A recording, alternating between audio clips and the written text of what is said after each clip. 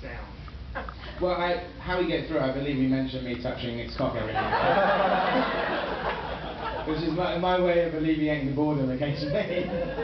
It's cool, it's fine. Listen, you know, you've got to sort of promote the film, and to be honest, not every British filmmaker gets a chance to tour the whole of the States. We've done it twice now, and it's great. You know, it's you know, you have to. And this is, you know, doing this kind of stuff is fantastic, and it's really great to hear it with audiences but you know, it's tiring because you worry that you're being boring. Do you know what I mean? Because you know, obviously there are key questions that need to be answered, and you answer them. So you worry that you're repeating yourself. But in actual fact, everyone that comes in, you have to remember is hearing it for the first time, kind of thing. So you've got to keep that in mind. And it's kind of, you know, we're having such a great time. We're going all over America. We've been to Australia, New Zealand. We had a most amazing sort of premiere in Wellington. Peter Jackson introduced the film, and then we had a big tour around Weta, and Peter Jackson had bought a Shaun of the Dead shirt off the internet, framed, and I was able to verify that it was mine because I recognised my sweat marks. You know, doing that kind of stuff is just nice. Was it good? How was it? It was good. So, you know, I did watch. Joe taped the whole thing. I will lick his hands in support. Go on then. I've eaten.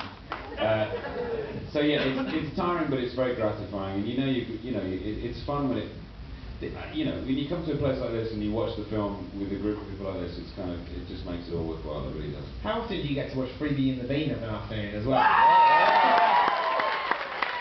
Me and Edgar Wright had something to eat just while Hot Fuzz was on for the first hour, and I leant over to Edgar, quite genuinely said, "What if they like Freebie and the Bean more than us?" And don't say if you don't know. It's a classic. I think in this day and age, the thing with CGI blood is that you can kind of just control everywhere it goes, you know, and the number of times when you've kind of done squibs or kind of effect shots where it just hasn't worked out or the timing's kind of wrong. I mean, you see it even in finished films where squibs don't quite go off as they were expected to. But no, most of the things are a combination of the two, particularly the bit where Tim Messenger gets killed. We really did drop a big stone on a prosthetic head. And then there's kind of extra sort of digital blood as well. And sometimes it's about just making it more over the top, you know, in a weird way you get away with more with the censors if you go even redder, you know, make the blood really cartoon red and have lots and lots of it. So I kind of took my cue, much like Peter Jackson from the old Monty Python Sam Peckinpah Salad Day sketch. If you remember that one? So yeah, I mean, to be honest, it's a godsend, that kind of thing, because you can really control exactly what it does and where it goes. But I like using a bit of both. I hate to see something which is totally kind of digital. It is a mix of both. You'll see it on the DVD. We'll do a complete blood breakdown for you. Next. Well, for those who don't know, I did a trailer for Grindhouse, which is in the middle of the two films. Yeah, stop going on about it. You were in it. So Simon and Nick are in it. You have to kind of you look very fast to see Simon, who kind of looks like a zombie Billy Ray Cyrus. I do. And Nick, Nick, you're covered in your own fudge. Yes, I am. I'm semi-naked, eating a baby, smeared in my own brown. I think it was a role I was born to play. Trying to get typecast, you know. But basically, yeah, my trailer, as you'll see when it comes out next Friday, is basically when they used to have American trailers for European films in the 60s and 70s, and you get Italian or British films. Particularly whether it be Italian or Spanish or something, and they try and make out that it was an American film by not having any dialogue from any of the actors at all. It was really heavy voiceover and graphics, and so it was a blast. And I wrote it in 2005 when Quentin first asked me and Eli to do one each, and then I didn't get to do it because of Hot Fuzz until a month ago. So I showed it a month ago. So it was the first thing written and the last one delivered, which is pretty crazy. And it's just handing in homework. I haven't even seen the rest of the film yet. I literally just handed it in and then it's on. It's just attached you know, the trailers at the start of it. So it was great. It was really good fun. And the cool thing is, we're in a Tarantino Rodriguez film. How cool is that? I thought it was like a Bollywood film. I kind of enjoyed it for its soapy trashiness. Like, it was only one musical number away from being awesome. I thought the best bit was when they were on the bridge of the ship that they were on at the beginning of the first Star Wars film, when, you know, it was like, because they were in a set. It was the first time in almost all the films they were actually in a set, and it felt real and kind of physical. And I thought they really missed a trick when, at the end, this is me really geeking out. Boston Red Sox, right here. You know, at the end of, when at the very end of Revenge of the Sith, when they say, wipe these droids' memories or something. If 3PO had said, did you hear that, in response, what he said, the very last thing said in Revenge of the Sith would be the same as the very first thing said in A New Hope. Oh, and he missed the fucking trick. And that is why I should have written all of the prequels.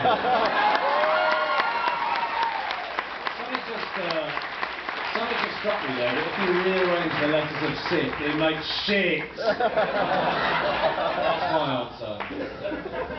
Questions? I'm going to regret saying this, but angry drunk. Right there. If given the choice, Nick, between answering endless Q&A questions or smoking a jazz cigarette, which one would you choose? I'm probably in a position now in my career where I can do fucking both. I don't have to choose. He's changed so much. So the answer is both. A couple more, I guess, before you guys all keep right on me. I'm not going any parking lot with you. Pink top, middle, hand up, smiling. Oh yeah! Hey, fajitas! Good fajitas! Yeah, so you came all the way down from North Carolina, right? Round of applause for this lady. North Carolina, all the way.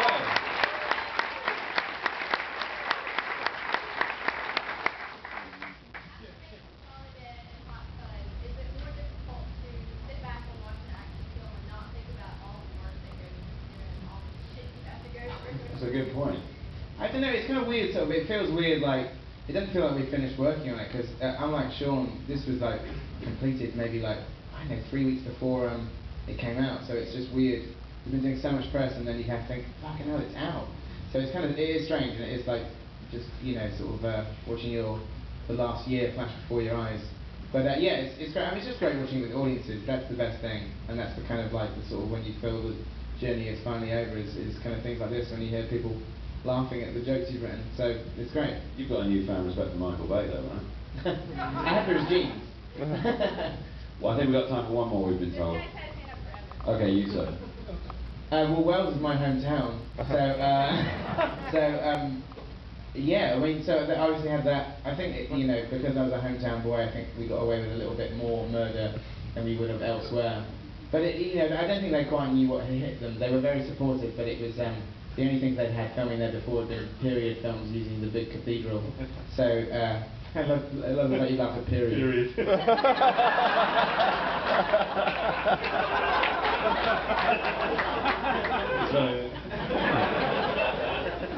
That's why you'll never be in a Merchant Ivory film. I agree. Elephant Scots, isn't it? Legs out of control. It's always, I mean, you know, when we're making films in the UK, this is something that, showing the film here is always something we really look forward to. So this has been an amazing night, as always, and we look forward to bringing number 3, and also a little thing me and Nick are doing here at some point in the future, but until then, Quite soon, we're going to be shooting. you are the bomb. Thank you very much. Thank you so much. Cheers, Austin. Cheers, guys. Thank you.